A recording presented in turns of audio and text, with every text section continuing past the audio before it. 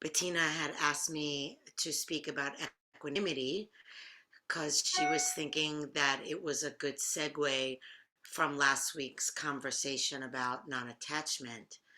And really, the timing could not have been better to speak on this subject because a friend of ours just gave us the best teaching on the topic of equanimity um, just a few days ago, just demonstrating incredible non reactivity to a situation that probably would have upset pretty much anyone else except maybe the Buddha. So, last Monday night, our friend was watching something on her computer at night, and then she decided to turn in and close her computer and put it down on the chair and went to her room to change for bed and brush her teeth and so forth. And then after she was all ready for bed, she realized that she wanted to just check the weather for the next day before she went to sleep. So she went back to the chair and the computer wasn't there. So, you know, I would right then and there think like, okay, I've lost my mind. But she just, yeah, she just thought, okay, I must have thought that I left it on the chair, but I actually put it somewhere else. So she searched the entire house for the computer and didn't find it, still staying calm. So the next day, she tells this to Bettina, and Bettina goes over to her house and looks everywhere like only a German could and finds no computer. So they call me thinking, okay, maybe somehow miraculously a new set of eyes is going to uncover something those four couldn't. And I go over and I look everywhere and there's no computer. So my friend and I are talking about what could have happened.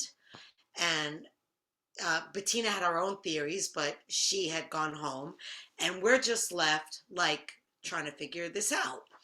And she tells me that there's actually been a rash of burglaries in her neighborhood and that she'd made the intention to start locking her door, which she doesn't always do, and that she did not believe that she had locked her door that night.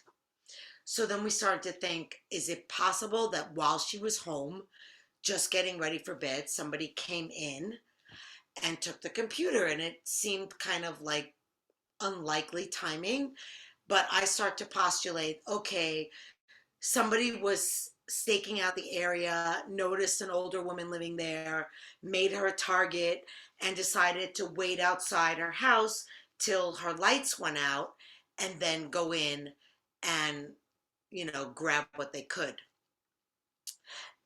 And, she had turned out her light when she finished up in her living room. And if her front door was unlocked, they could have gone in through the front door, taken the computer off the chair that was like 4 feet away, and she would have never seen any of it because the bathroom and the bedroom are not visible with the living room and the front door. So I developed this theory for lack of anything else, and we decide that that must be what happened. However implausible, that's what happened. And she's fine with it. She's like, okay, that's what happened. Now, if that were me, maybe if I was having a good day, I might have managed not to be reactive to the actual loss of the computer. But I would have immediately started to spin out of control about all the files that I had not backed up, and I know I need to back up my files regularly, and I haven't done it recently, and I would have beaten myself up about that, and I would have kicked myself for not locking the door when I heard there was burglaries, and I planned to lock the door. Why didn't I do it? I would have had all these shoulds. I should have done, should have done. My friend did none of that. None of it. She was somewhat confused about what had happened, but there was not an ounce of aversion, not toward the computer being stolen, not toward her own possible role in it. Nothing. Just like, oh, okay, that's what happened. And, in theory, we get that no reaction would have been beneficial. Blaming herself wouldn't have helped. Upset about the loss of the computer wouldn't bring it back. These would be just what the Buddha called a second arrow, responding to some form of suffering, a first arrow, by adding additional unnecessary suffering in the form of reactivity. So, we know this. I know this, you know this, but we don't always live by this. And it was really amazing to see it playing out. Like, there was definitely a strong first arrow. A computer is not easily lost, but there was no second arrow. And when you have equanimity, you realize that, you know, being upset, having these reactions doesn't make it better. That, and yet sometimes we think, and I think many of us here have talked about the self-judging mind. And I think that the reason why we perpetuate the self-judging mind is that sometimes we think that it's useful, that it somehow motivates us to do better. But it doesn't. Like studies have shown that imprisoning people doesn't actually deter criminal behavior. In the same way, shame and blame are not deterrents against unskillful behavior. Now, we can have unwholesome regret. That's something else. And the Buddha spoke about regret. And, maybe we might pause if we've done something that we regret and just feel the suffering of that kind of unavoidable arrow that we made a mistake, and we can feel the pain of that mistake. We've hurt somebody, we've been careless, we've done blah blah blah, and we can regret it, and we can really take in, oh, okay, yeah, that's painful. That's not the same as blame or shame. That's letting the bare truth of the suffering help us develop the wisdom to not sling similar arrows in the future. Making ourselves feel badly about something, on the other hand, just weakens our capacity to be mindful. When we're burdened with shame, it doesn't make us more mindful. It actually limits our resourcefulness and makes us do worse, not better. So equanimity is not just the most harmless response, it's actually also the most practical one. Because if you're equanimous, rather than lamenting what was or wasn't, or fretting what may be, you're fully open to how things are. And then you can be present enough to assess the situation and respond appropriately rather than react. So, mindfulness, fortunately, is a great way to train us in equanimity. When we practice mindfulness, we're basically learning how to expand our capacity to be with more and more pleasant and unpleasant without clinging or resistance, just being present to how things feel. Essentially, we're creating a greater window of tolerance that allows us to remain open to a broader range of experience, accepting rather than rejecting. Equanimity is also the fourth Brahma Vihara after loving kindness, compassion, and sympathetic joy. And the Brahma Vihara is usually translated as divine abode or something like that. And so for me, it was a while before I'd ever heard the Brahma Viharas described as aspects of love. And I remember that I didn't quite get at first how equanimity was an expression of love. Like you get the loving kindness, you get the compassion, you get the sympathetic joy, but I at least was not clear like how is equanimity love? But now I see that equanimity is actually the ultimate manifestation of love. And Bettina talked last week about love in terms of relationships and particularly about non attachment, not needing somebody that you love to be perfect or to meet your expectations, but just accepting them as they are with unconditional love. And equanimity is basically just that same feeling, only toward everything, toward all experience. So there's a quote that I like that um, that speaks to this, I think, and it, it was a quote that I literally picked out of a hat when I went to my first ever yoga retreat over 20 years ago, and there was like this bowl of aphorisms, and when you check in, they have you pick one, and mine stayed with me all these years because it's really so profound, and it goes like this: in a full heart there is room for everything, in an empty heart there is room for nothing. And so a fully open heart, a loving heart, embraces anything and everything just as it is. That's the definition of equanimity, this deep acceptance of things that creates a sense of inner peace. And, painful things are still painful. Just as, you know, a friend or a partner or a family member may still do things to disappoint you, but you still love them anyway. Just as you might understand, yes, my computer is gone, but you add nothing to it. You accept that even though you don't prefer something that's happened, it's the truth of how things are. And any reaction is just craziness because you're fighting against the truth. And you can't change the truth. So why wage war against it?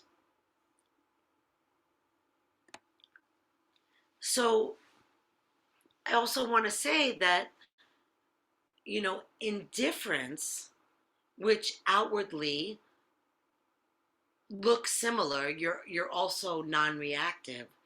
That's not equanimity because apathy closes us off. It's a not feeling. It's a shutting out, whereas equanimity is a letting in. With equanimity, you feel the pain if there's pain. Even the Buddha felt pain. You feel the grief or the sadness. We're not pushing the feelings away. We're just not wishing things to be different than they are, not the circumstances nor the feelings they evoke. So, like in the example of my friend, it's not that she's loving the fact that her computer is missing. That's not what I mean by equanimity being an expression of love. But by peacefully accepting the truth that the computer is gone, she's meeting life and herself with love. She's embracing reality rather than resisting it. Just like in true metta, your heart opens equally to all beings. With equanimity, your heart closes to nothing. So, one of the things that helps me find equanimity with things I don't like is faith. Now, we all know the story of the farmer with the horse and the sun and the villagers who vacillate with the seemingly good and bad events unfolding, and the farmer just says with each one, "We'll see." So, like the farmer and most of us probably, I have lived through enough hardship to see that what I think might be my worst curse may actually end up being my greatest gift. So when something unwanted happens, it helps me to know that I really don't know how it will turn out and to just trust that it's likely for my highest good, maybe in ways I'll never realize. Dr. Martin Luther King says it like this: we can walk through the darkest night with the radiant conviction that all things can work together for the good. When we can keep our peace of mind, it fuels us to keep going, to brave the future arrows. As Winston Churchill put it, success is not final, failure is not fatal. It is the courage to continue that counts. And really, that courage is only possible if we don't let ourselves get beaten down by the arrows. If we open to life again and again, no matter what it throws us, because ultimately our hearts remain undisturbed by anything in an equanimous mind. And then we have the presence to tend to the arrow in whatever way is most helpful. And my friend, again, exemplified that very thing. So the next day, she thought, okay, I need a new computer. And she just tended to the arrow by buying a new computer. Now, granted, she was fortunate to have the resources to do that, but I'm confident that even if she didn't, her response would have been just as sound, her mind just as quiet. Then the next day, after she bought her computer, I was at her house again, and she brings me over and points to a drawer in her laundry room where her computer was nestled safely inside, her original computer. Do you think she jumped up and down for joy, delighted in its return? No, because equanimity also meets the delights with a peaceful heart. The only question she had was whether to keep the new computer or return it. That was it. With the same non reactivity with which she'd met the computer's loss, its return was approached with a level head that allowed her to tend to the moment with the simple question, really the only question we as mindfulness practitioners can ask. Okay, what now? What now?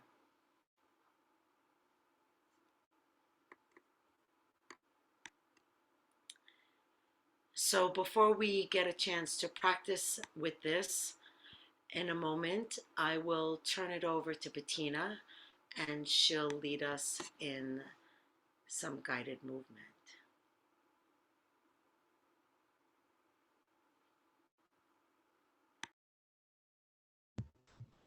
Thank you. That was very enlightening to me. So appreciate that a lot. And perhaps you can ask yourself, what now? If you would rather remain seated or join me in being standing. The choice is yours. I'm just going to take a moment to take this computer and turn it the other way.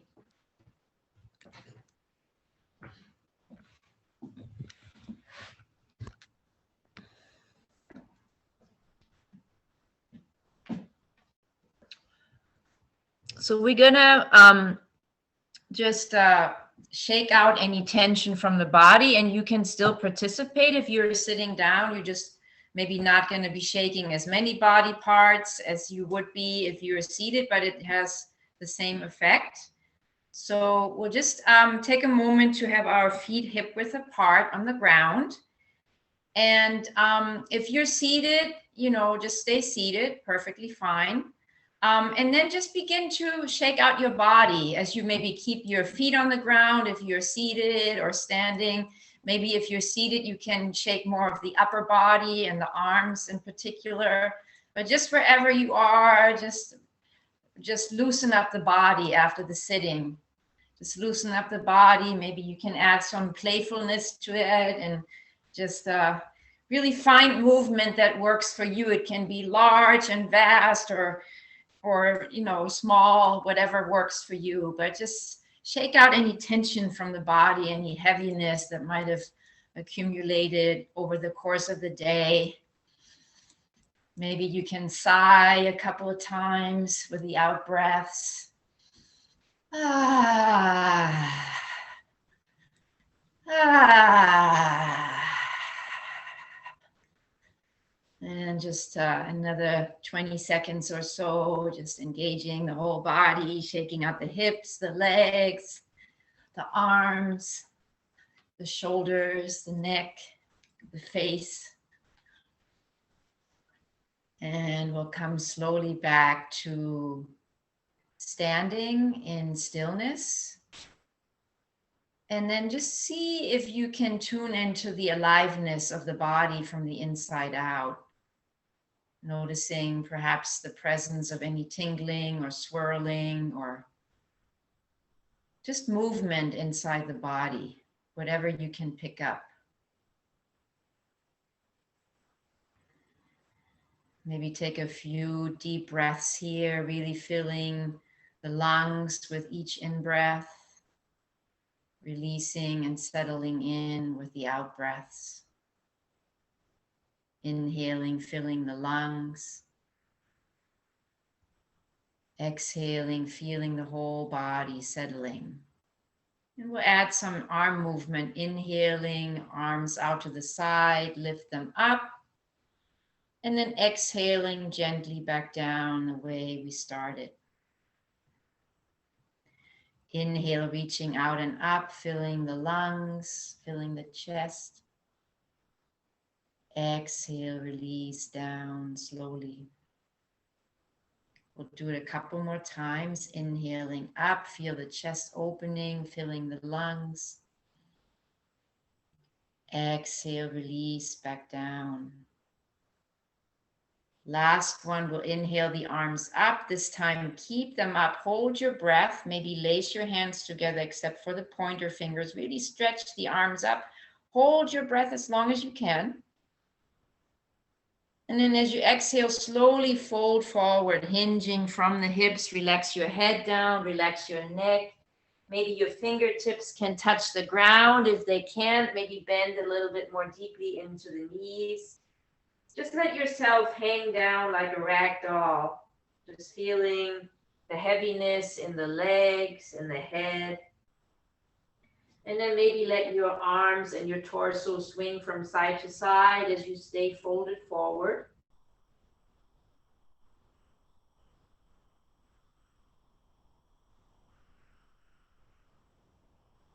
And then as you come back to center, very mindfully and slowly come back to standing, one vertebra at a time. Take your shoulders back a few times, rolling them back, opening the shoulder blades, engaging the arms.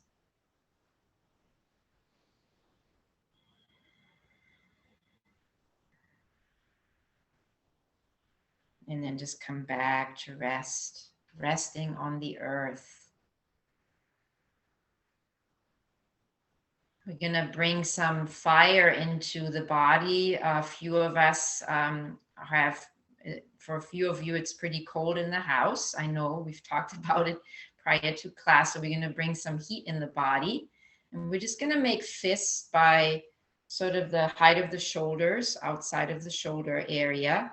And then with each breath, we're going to vigorously lift the arms up high and then bring them back down to starting position. So in breath up, exhale down, and just go up quite vigorously. Maybe you can make sound with your breath.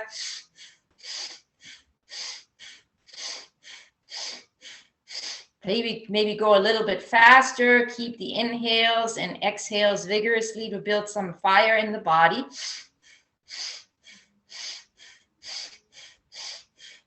Keep going.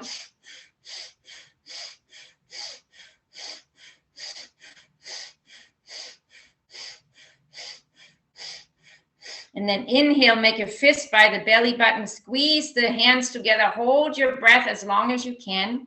Squeeze the hands together. Hold the breath. Keep everything drawn in. And then exhale, release. Just relax the arms by the side. Take a few deep in breaths and out breaths.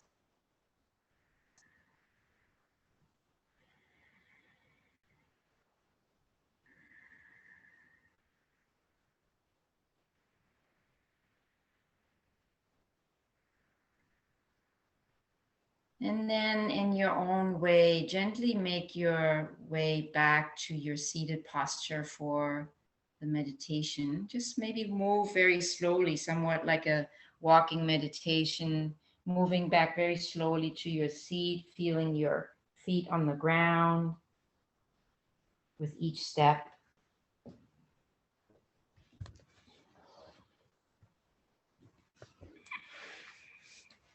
And I will turn it over to Z again for.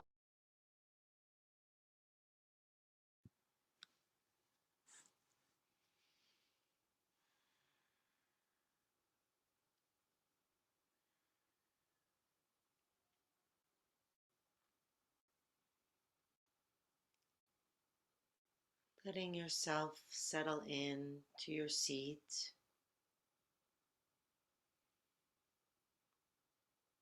And if you're comfortable closing your eyes, I invite you to do so. If not, feel free to just gaze down at one spot.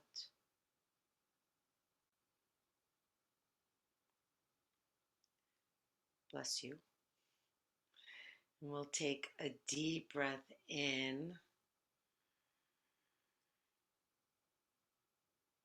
and exhale very slowly and just feel the sensations of letting go.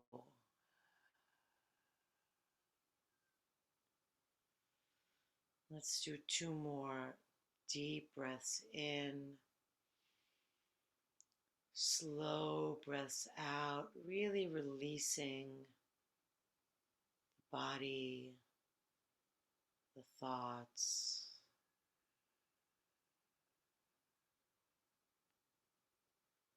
And letting the breath help you land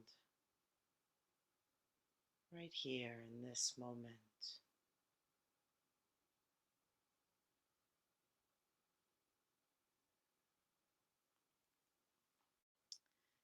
And today we will practice with equanimity. And I invite you to kind of just ask that question of yourself. What now? What now? Or Ajahn Sumedho, a former senior monk in this tradition, has offered us the phrase, right now it's like this. Or maybe just simplifying it, it's like this. And so if you like to use an anchor, you're welcome to bring your awareness to your breath or the sensation in your hands, or maybe the buttocks on the seat or the feet on the ground. Something that just anchors your awareness in the here and now. It feels like this now. This is the sensation of this breath.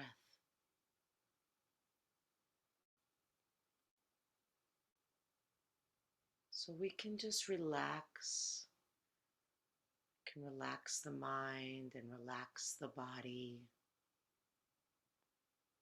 We're not trying to make anything happen. We're not looking for anything. Awareness is already here. As another one of our teachers, Jack Cornfield, likes to say, try to not be aware. You can't do it. It's already here. So just relax and let awareness do the job of being aware. This is what's happening now. It's like this now. And invariably, as we sit and we become still and maybe even a little quiet, things will come up. The body may have an ache. The mind may wander into thoughts of the past or worries of the future. That's fine.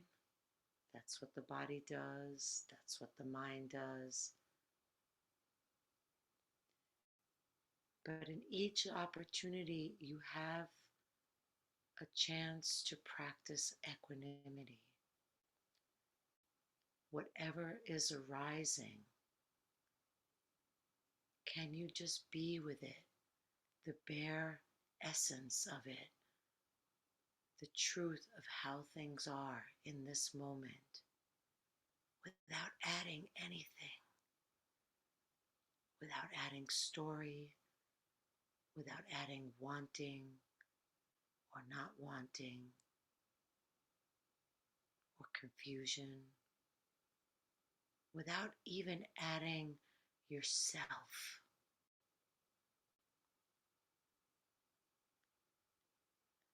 Without adding, this is happening to me. Rather, this is just what's happening. It's like this. It's like this. And feel free to even use the mantra if it serves you. Let it go if it doesn't. The itch is like this. Can you sit with it and feel the itch without needing to scratch it? It's like this.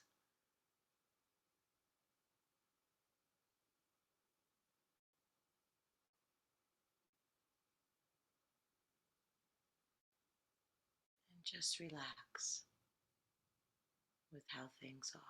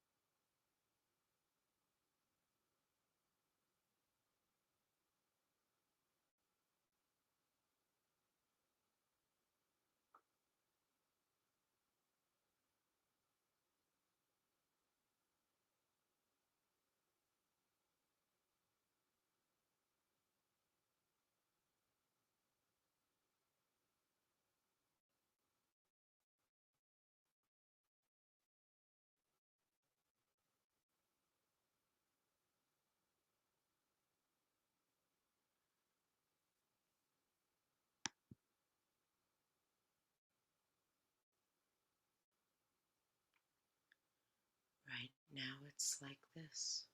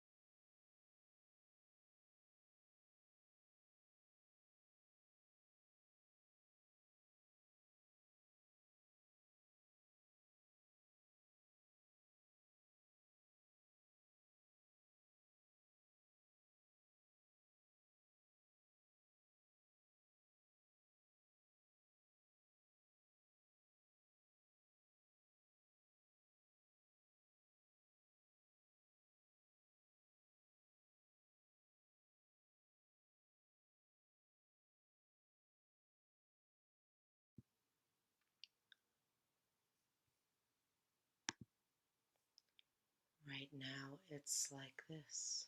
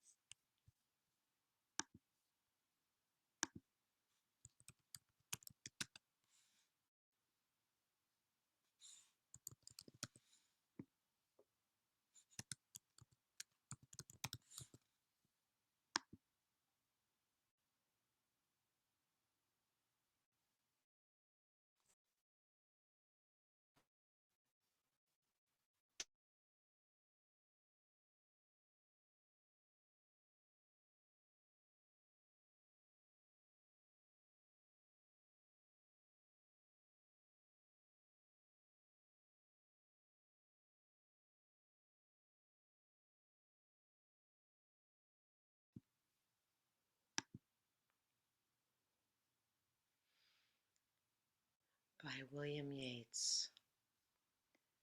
We can make our minds so like still water that beings gather about us, that they may see, it may be, their own images, and so live for a moment with a clearer, perhaps even with a fiercer life because of our quiet.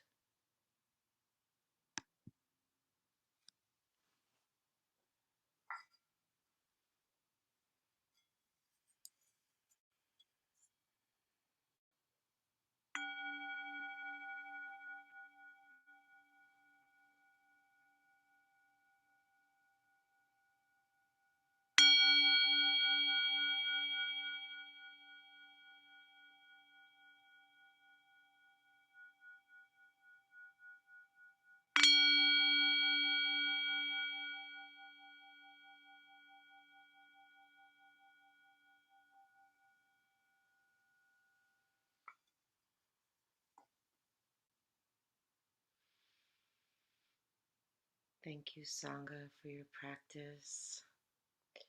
We'll take a break till 7:35. for those of you who can join us. If not, have a beautiful evening and a wonderful holiday. We won't be meeting next Monday, but we hope to see you in the new year, or maybe we'll see you in 5 minutes.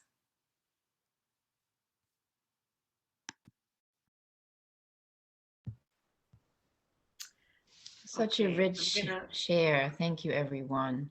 sorry.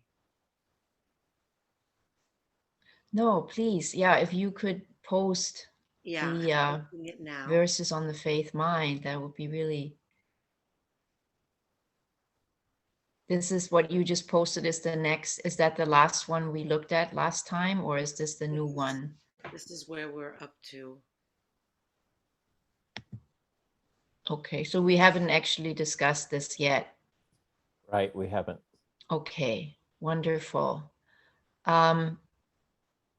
How about one of us read it out loud to help us get started?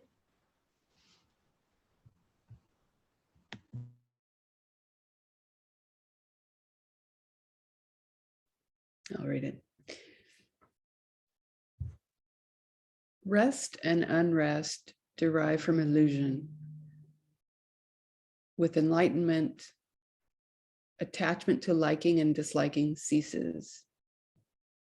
All dualities come from ignorant inference. They are like dreams, phantoms, hallucinations.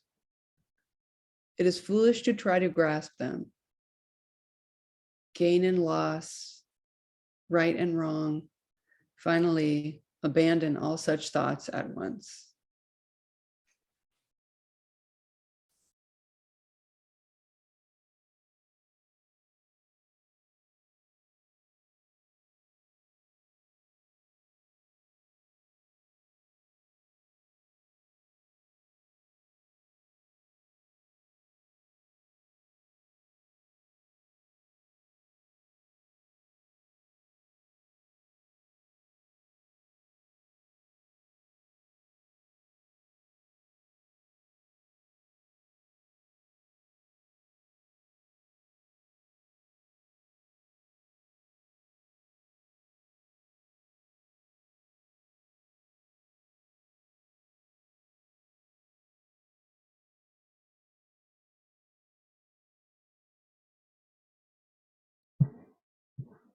I think I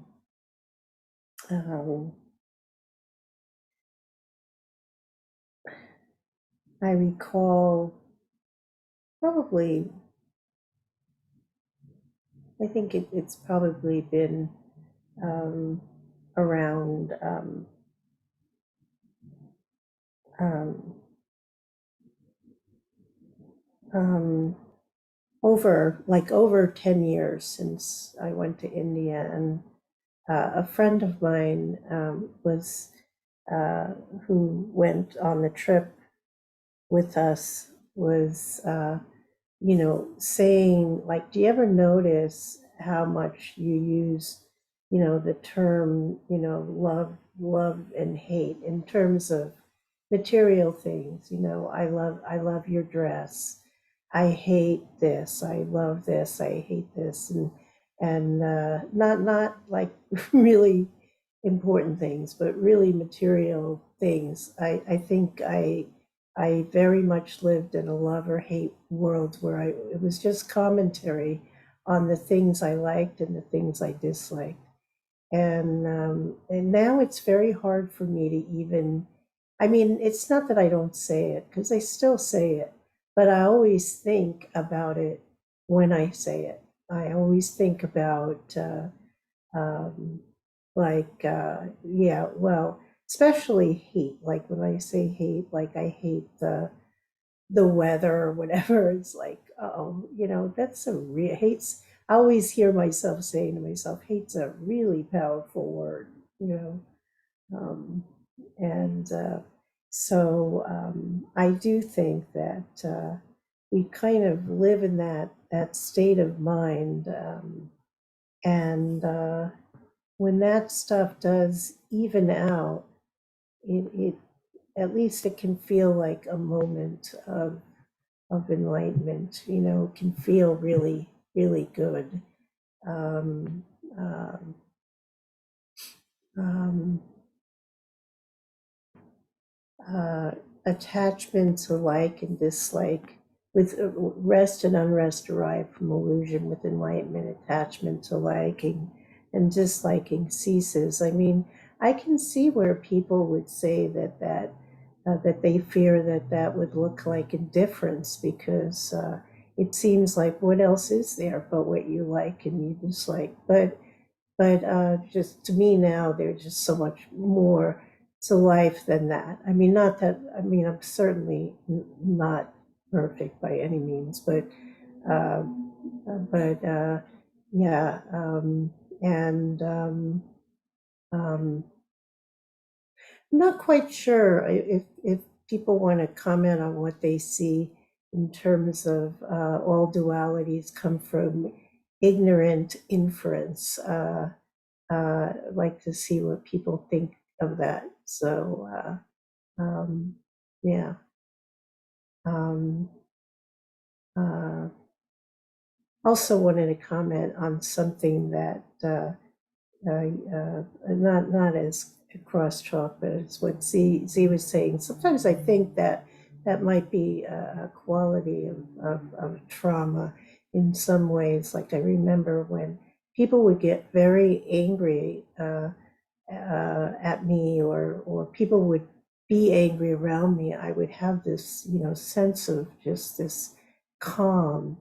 And sometimes it's hard to know whether that calm is just, what that is, Um, um, not, yeah, I mean, I think there are shades of emotion, and calm could be something not so healthy sometimes. So it's finding the balance in that. So, okay, that's all I have to say.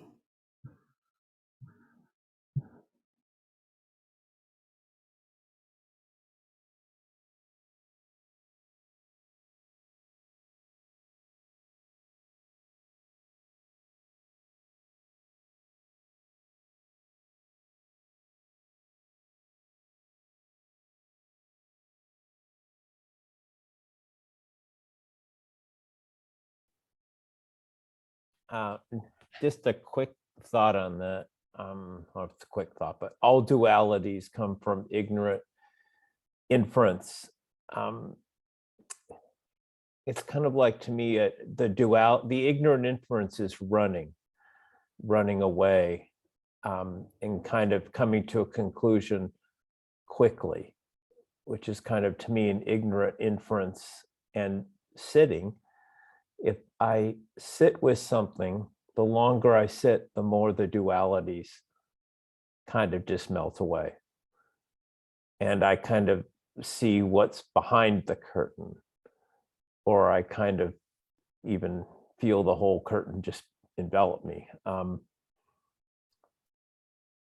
And it just reminded me too of kind of, I love the last part, gain and loss, right and wrong. Beyond that, it felt just like a lot of poets. I mean, definitely Rumi and Rumi's field, go out into that place where we're beyond gain and loss, or Eliot, we're beyond profit and loss, right and wrong. And in the in Z's Dharma talk, she also referenced faith. And I think faith is such a foundational part of all of the equanimity and what I'm trying to talk about here, because faith is the still small voice within me that says, don't worry when this falls apart. Don't worry when the dualities fall apart, because there is something more. And when I was younger, the faith was just a cognitive belief, but now it's become more experiential as well. So that helps me just remain, not run from the dualities. Because I find when I do run, or when I stick with the dualities, or I run from myself, then I get the ignorant inference and delusions, hallucinations, all of that.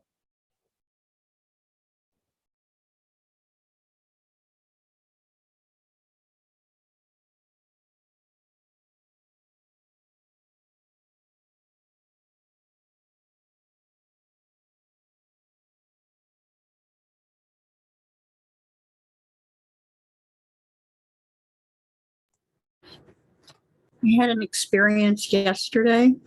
I was lying in my bed, 9:30 at night, reading. I like to lie down fairly early, but not necessarily sleep at that time. And my roommate, I could hear her coming. Linda, Linda, Linda, are you missing something? And then she holds up my wallet. And I go, my brain went, what are you doing with my wallet? And then I went, what? Kind of like the dog going, "Rrr, rrr." And she said, a young man just brought this. You stopped. I have discovered this Ethiopian restaurant in my neighborhood that I'm just loving. And they're sweet people. It's a husband and wife, and I suspect this is either a relative or someone I know. I think he also is Ethiopian. And I had recently chatted with him about how I love their food and their tiny restaurant and how they were getting on, blah, blah. He drove my wallet to my house after he got off work. Who does that anymore? I mean, wow. And I just, it just kind of breathtaking. I shoved a $20 bill at my roommate and I said, please ask him if he would accept this for his time and his gasoline. And I, although I can't get up now and see him because I'm not dressed, I will come in and talk with him personally. I want to thank him personally, which I did today. But you know, it was that thing of dodged a bullet. You know, I did have that feeling because I didn't realize it was gone. You know, I came home. That was my last stop. I picked up food for dinner. I threw my purse in the corner. I ate my dinner and went about my life. I wouldn't have known about that until the next time I needed to spend money, which might be a day or two even. So there was a slight feeling of dodging a bullet. There was a big feeling of gratitude and just saying, good on you, young man, because he is young. He's probably in his early 20s, I'm guessing. And I thought, boy, some mother raised him right. But I didn't have any huge over the top, oh my God, that could have been terrible. My roommate did. She said, oh my God, you would have panicked. You would have. Well, maybe, but it was odd. I felt calm about it. I felt good about it, but calm, in a calm way, not like a huge explosive kind of way. So I guess that's the opposite of, or on the other side, it's on the other side of me calming myself in stressful situations. I found myself calm in an extremely happy, grateful situation. So I don't think it was without feeling. I had feeling, but it just was a little bit more contained than my usual pattern. So I read that as some amount of success in my practice at addressing this very issue. And when I went to thank him personally today, he wasn't on work yet. And the wife of the owner, this lovely young Ethiopian woman, a beautiful, beautiful dress and mask to match. And I told her the whole story, and she went, "Oh," And she said, and I said, "I'm just heartbroken that I'm not seeing him right now, but I'll see him again. I come in for food quite often." And I said, I'll see him again. But I said, I just want to say how incredibly impressed I was with him doing that. Although, on the other hand, I was thinking to myself, why don't we all automatically do that? I mean, I think to myself, I probably might do that, especially, I mean, I'm 4 blocks away. I mean, it wasn't like he had to drive to La Jolla. I was right handy. So there's that. But so I didn't say that part to her. I mean, I just praised him to her. Oh, I wanted lots of praise for him in his workplace. But I'll see him again and I'll thank him. I'll say how many karma points he probably racked up on that. And we'll have maybe a laugh about it. But so I'm not saying that I didn't have joy, but it was a workable joy, I guess I'd like to say. Something I didn't want to run naked up and down the yard, that, or something like that. I wasn't in that kind of euphoric state. So progress, maybe.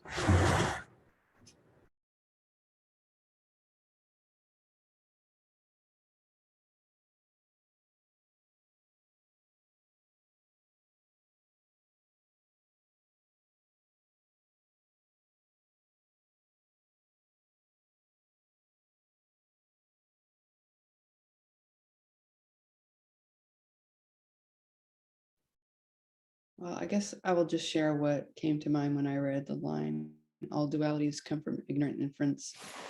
Um,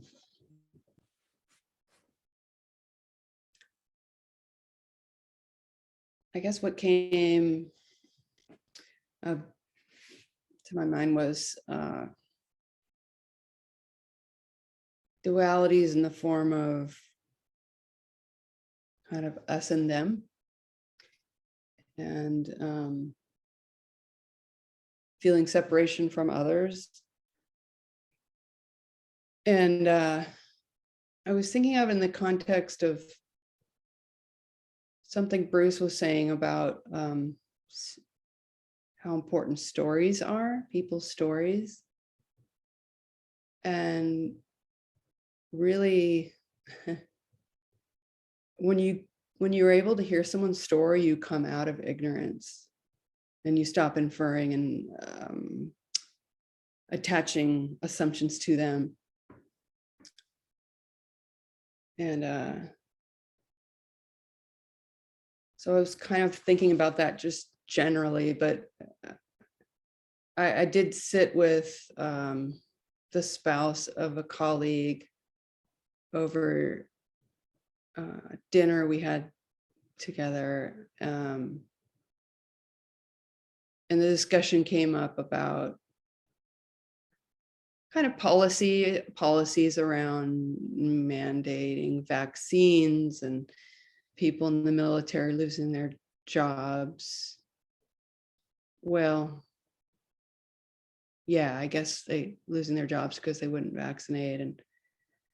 And it was just nice to, I don't know, it was interesting. Like, we kind of coincided on some things, even though her and her husband are very conservative. And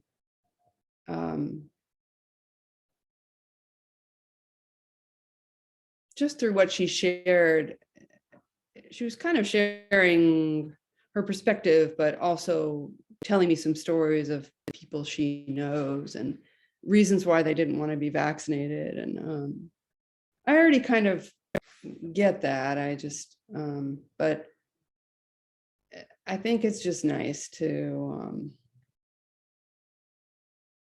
kind of lose some of my harshness by facing somebody who sees a lot of, well, probably a lot of things differently than I do.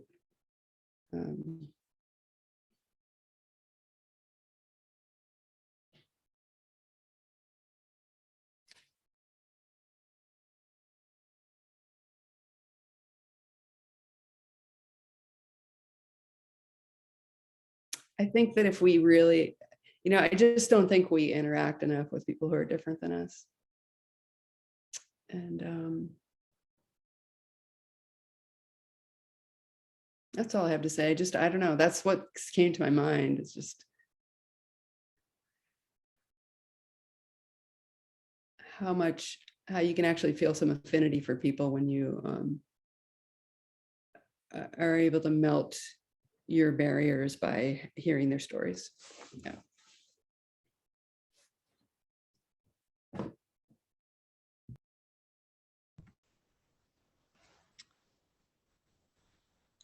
I wanted to share that what came to my mind is that there can be when we all like the same thing, or when we all don't like or dislike the same thing, that there can be, again, what I mentioned earlier, a lot of bonding in that, and maybe even a sense of safety.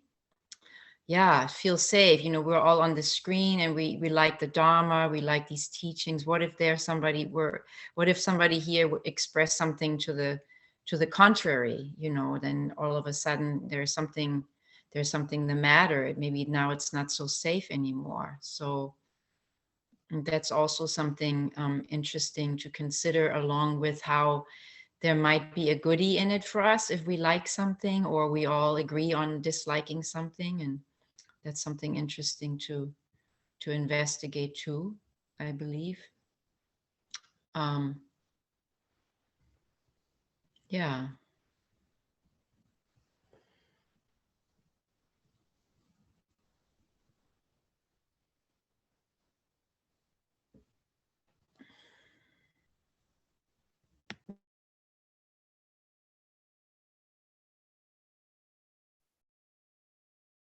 Um, I like what Elaine was saying about the stories too. And I think the dualities and the ignorant inference come from not listening, from not staying to listen. I think it's a little more clear what I wanted about running or just leaving or abandoning earlier.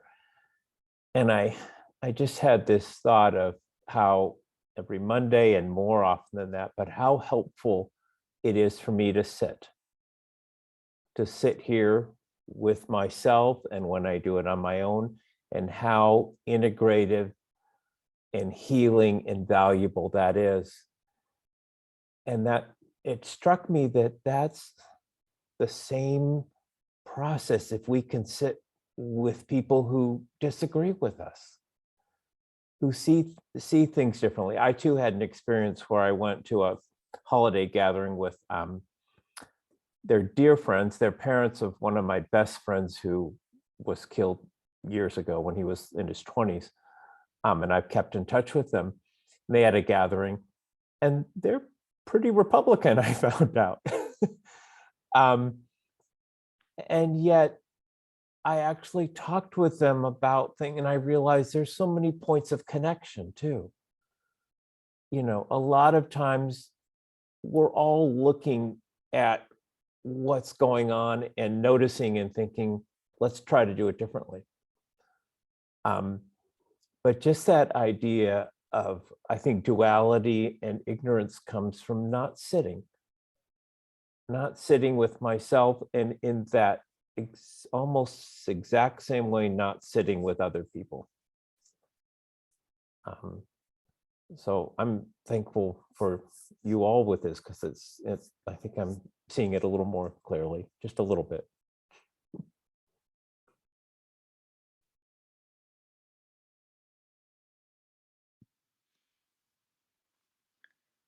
Yeah, thank you all for kind of waking up that sentence in ways that I never would have imagined. Um, so great. Even in this setting where we're kind of acknowledging that we're all similar, there's so many beautiful different perspectives and points of view. It's so nice. Um, and I had nothing on this sentence. I was just blank. And now what's coming to mind for me is just, it's interesting that it's not all dualities come from ignorance, but rather all dualities come from ignorant inference.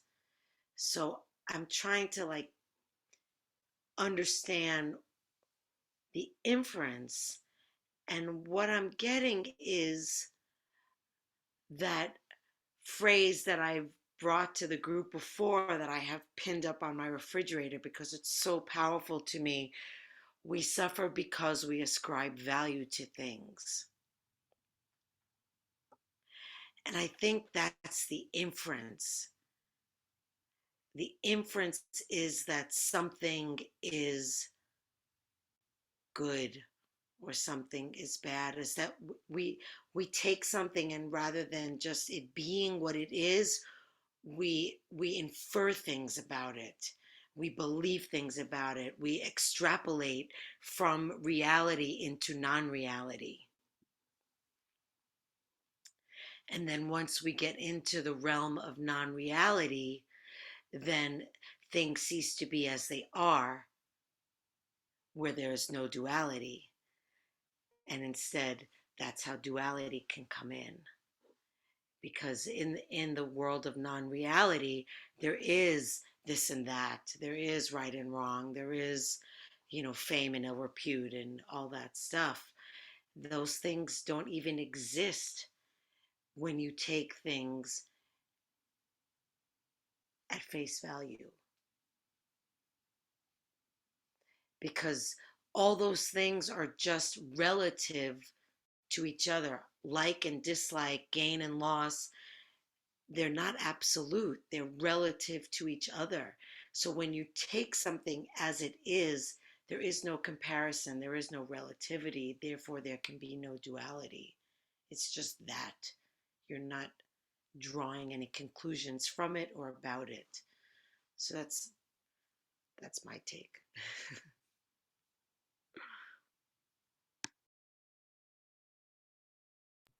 See, I'm sorry, could you quickly say what the sentence that you have up on your wall? It's, we suffer because we value. I'm lip reading because I can't, you're muted, but I think you said value.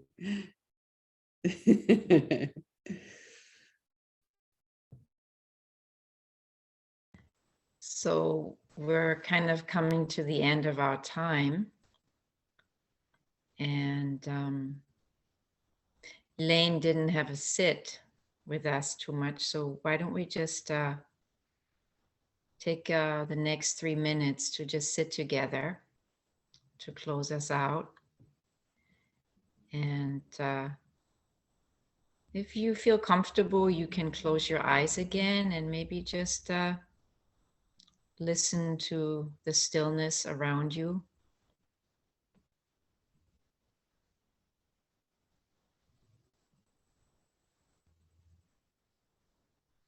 And also just see if you can connect with the still point within you.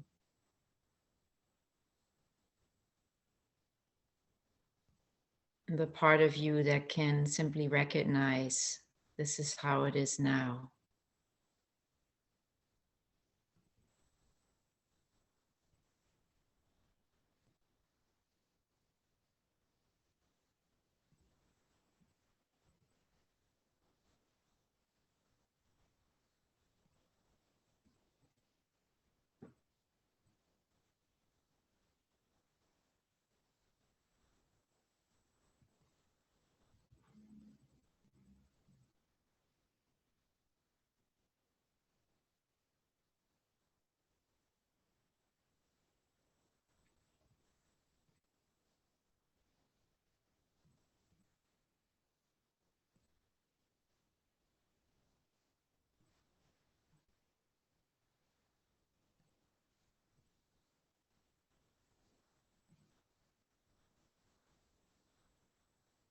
Maybe settling into a deeper place within us that really can connect to this faith that Z and Bruce spoke about.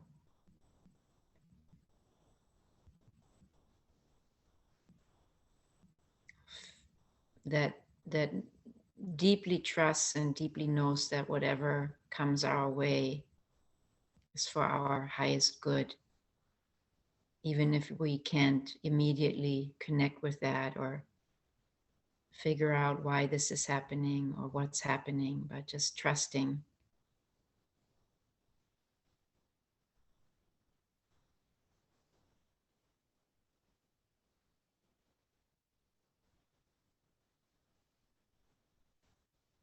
This is how it is now, and wisdom will arise from there.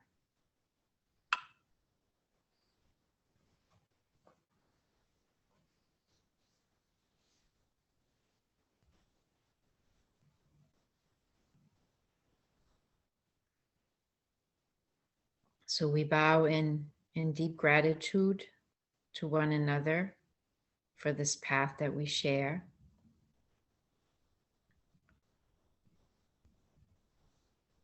And as the Buddha always pointed out to his disciples, having spiritual friends is the highest blessing. And I have a sense that that may be so in all spiritual traditions. And so just bowing to all of us being part of this community and thanking each and every one of us for being a spiritual friend to one another, especially in these times.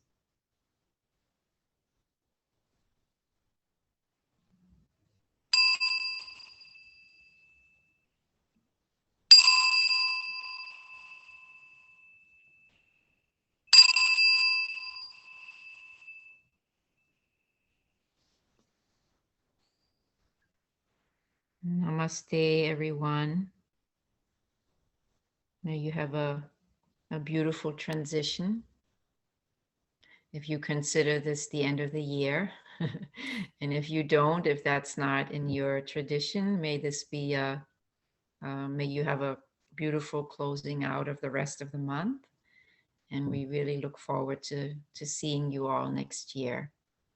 And we'll be sure to send out a notice several times beforehand, just to be sure that we're all on the same page of when we're meeting again. But we're just basically simply said we're not meeting next Monday, and we'll meet again the following, whatever date that may be.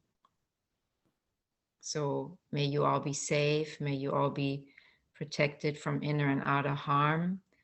And may these blessings that we share with one another be shared with all beings and be for the benefit of all beings. Thank you.